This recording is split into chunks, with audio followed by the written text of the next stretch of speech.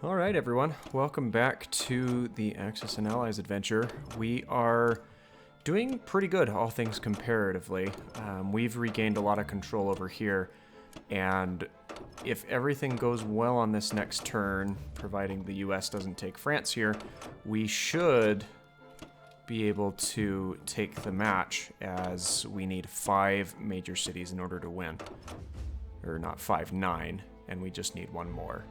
But it doesn't look like that's going to be the case because Paris just fell back into the control of the US, which is, let's be honest, it was kind of to be expected. All right, so we've had a really unfortunate pushback from Russia here, which is going to deter us a little bit, mainly because you'll see here they've got a bunch of troops lined up in Kazakhstan, which is not great. However, Germany is making a push and a blitz for Caucasus, which would be nice, as it would deter the focus from the Russians moving further east. Luckily, they did manage to retake Paris, which is good for us, and we've just got to retain Belarusia as well, which it looks like we have. So that all around is a pretty efficient move for us.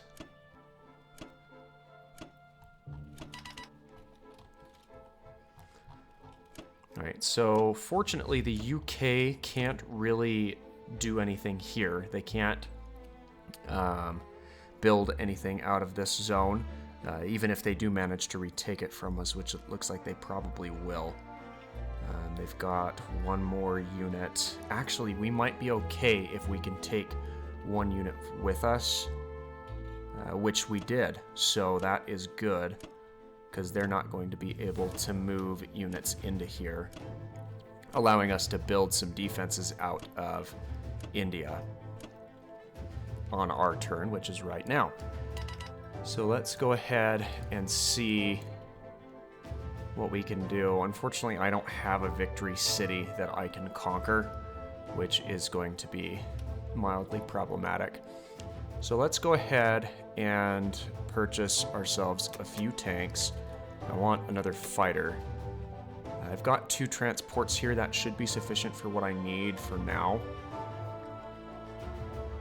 So I don't think I want to invest in any further units for the sea at this point in time. So let's go ahead and build ourselves a few artillery, infantry, and let's go ahead and call that good. We'll bank these 2 for our next turn. Alright, so in terms of my combat moves, really the only things that I can afford to do at this point in time is going to be moving up into Yakut, and also moving a unit over to the Soviet Far East so we can take these 2 territories. I don't have the manpower to move in here and retake Szechuan at this point, though I will be moving some units from here on a non-combat move, as well as fortifying Calcutta to assure that we can maintain the control of that city there. So let's go ahead and move into our combat phase at this point.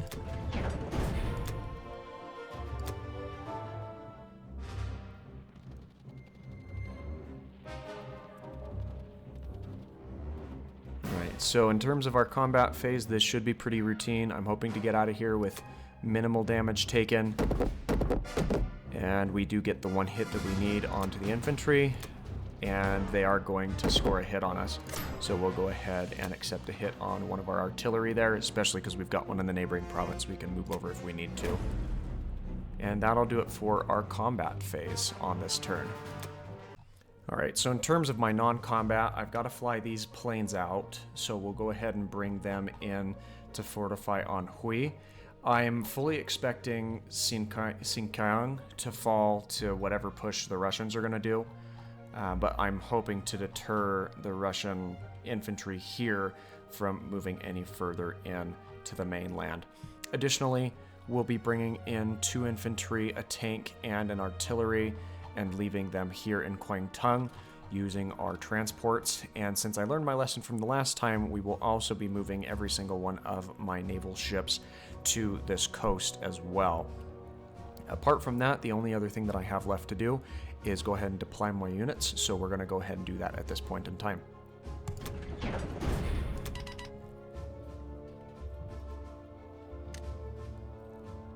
So in terms of mobilizing units, I want to put as much defense down here as I can, so I'm going to go ahead and deploy both of my tanks and this fighter to help defend in Calcutta. That should hopefully deter any push that comes over from the Persia area. Everything else I'm going to have to dump out here as it does meet the... as I've maxed out what I can put here due to the IPC output limit. But that's going to be all we do on this turn, so let's see what favors are returned on the following round. Alright, so Germany has made their turn pretty quick. Basically all they did is they moved their tank up here to recapture an extra area, and then they're strong stockpiling this area here, which, to be honest, was only to be expected. And now we have Britain making some moves against them as well.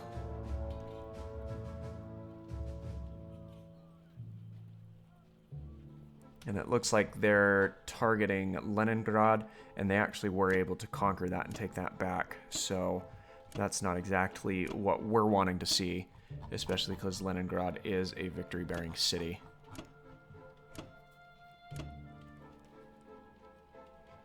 Now, additionally, another thing that we need to keep in mind is the US has a monster fleet of destroyers and transports over here. They can dump 20 units anywhere they want, and it looks like where they're going to be headed for is Paris, especially since they can pick them up. Well, primarily they're going to have to pick them up from Eastern Canada. But that's not my concern, as they're not coming to me from this direction. So hopefully we can turn some tides here. Alright, so we've had the attention taken off of us from this area and the British forces. So we are going to go ahead and start stockpiling a few more units over here. I'm going to primarily bring in one of each of my ground units into this area over here. From the mainland, I think I'm going to invest in another bomber, and we'll also want to bring in a few of these units, and we'll go ahead and build another artillery here as well. But with all of that considered, we're going to go ahead and move into our combat phase. Alright, so the combat phase this time around is going to be rather uninteresting. As it turns out, on my last turn, we had a minor push with a few units coming over from Kazaka as well as Sichuan into Xinjiang, but they weren't able to pull anything off, and my artillery actually fended them off and took down their entire ranks. So that's good for me, at the very least. So what we'll go ahead and do is we're going to fortify all of these characters that we moved over on our transports from our last turn into Sichuan to capture that. We'll be moving one of our tanks from India through Persia and Transjordan to capture those two areas there. And the last thing we'll be doing is moving all of these units from Yakut over to Evenki National Okrug, which will officially link Germany and myself, but not by a whole lot. I'm not too concerned about any pushback from the Soviets at this point, and there's no units in any of the areas that we are going to capture. So let's end that phase and take the territories.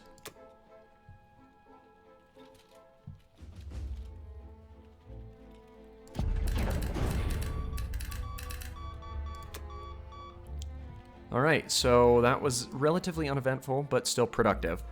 And with that, we do need to now focus on some of our non-combat. So as a part of this, I'm going to move... I can't move anyone in here to fortify. I probably should have moved my tank into this zone, into Xinjiang. But what we certainly do need to do is we need to move both of my transports here. We need to load let's load this last tank and another artillery, and then 2 of our infantry, and dump them over here in Shanghai. So we'll make a little circle there and leave them with the rest of my navy. Now, that's about all I can really afford to do in terms of moving things around. I can't move any of these units in to fortify here.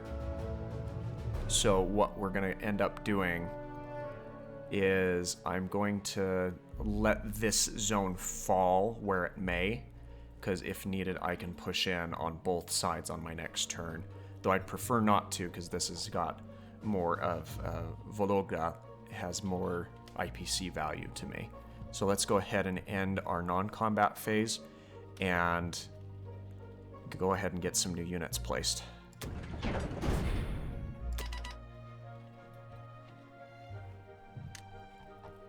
So for mobilizing troops, we're going to put 1 of my tanks, 1 of my infantry, and 1 of my artillery in the India area. That's as many units as I can lay there, so everything else is going to get deposited here in the mainland. And that is going to be all she wrote. So let's go ahead and end our turn there.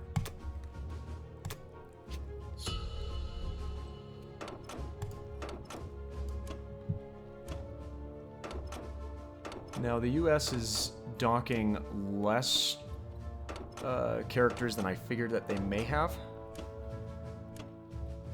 Or they're doing them one by one. Either way, it looks like it's going to be kind of a nasty fight here in Paris. It actually looks like they're moving in on Paris and Northwestern Europe, which is kind of smart because, well, Northwest Europe doesn't really have a lot of fortification.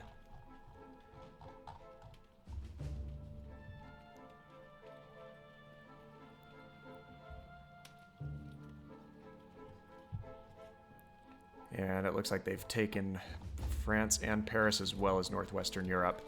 And Germany has a deficit on their factory where they're restricted to 3 units less, which is a bit of an unfortunate mishap for them. And now the US is going to move more units over into Paris to fortify, which isn't what we wanted to see. Alright, Germany is on the move for their purchasing and their movement. They've got to blitz basically every single tank that they have back over here into Paris and a few into Northwestern Europe to put the Allied forces on the run. But it's going to be a chore and a half for them, that's for certain. Looks like they did take Paris by a very slim margin, but no decided victory in Northwestern Europe, unfortunately. Well, Germany is fading fast, and things are not looking very good for them. This is basically all the ground that they have left, and a couple of spots down here in Africa. So we're going to have to really start making some moves to help them out. Problem is they are so far away, and I just can't supply the back pressure that they're expecting or needing, I suppose, either. So let's go ahead and make a similar purchase for our fortification of Calcutta. I need another transport at this point because I've just got to start moving people quicker. So we're going to go ahead and load up on one of those. I need another fighter.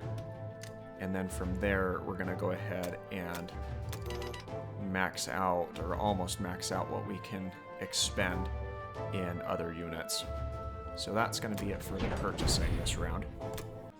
All right, and then in terms of the combat moves that we'll be making, we can actually do something a bit more productive this turn, which is going to be leaving or moving our tank in to assist with retaking the area of Xinjiang. We will also move in 1 of our infantry from here, an infantry and an artillery from here. We'll move 1 of our infantry into Vologda, expecting them to just be trounced by the different units over here, but it'll net us a positive increase of 2 for our next turn, which will be good. The only other thing that I may want to consider is bringing in some additional air support, so I am going to bring in a few of my fighters and bombers as well. We also have a blitz here from the tank I have in Transjordan as we move into Egypt and Libya, and then we will go to retake Persia with basically all the units that we had stockpiled in Calcutta. So let's go ahead and move into our combat phase and see where the loyalties lie.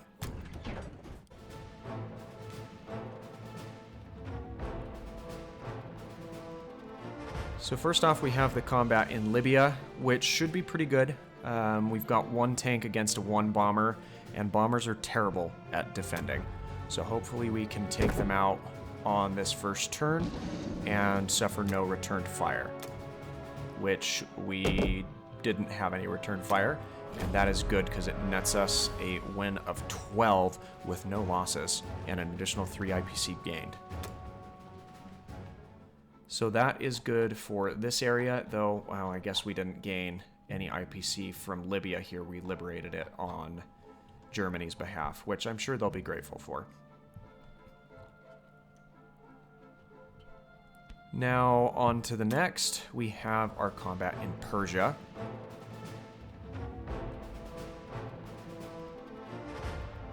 And hopefully this should just take one turn, which it does, because we've got them taken down, and no return fire there either, which is nice.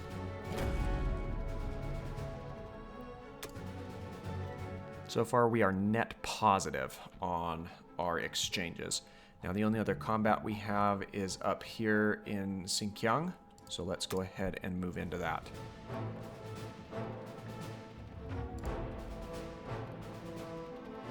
Now, we've got plenty of firepower. I'm not concerned about getting a hit. It's whether or not we can walk away without any casualties.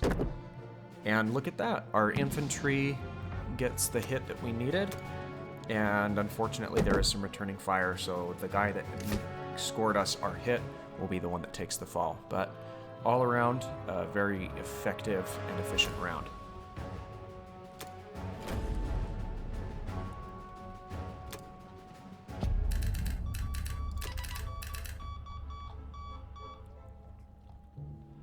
Alright, so bombers I don't really want to leave out in the open, so I'm going to fly them back to Calcutta.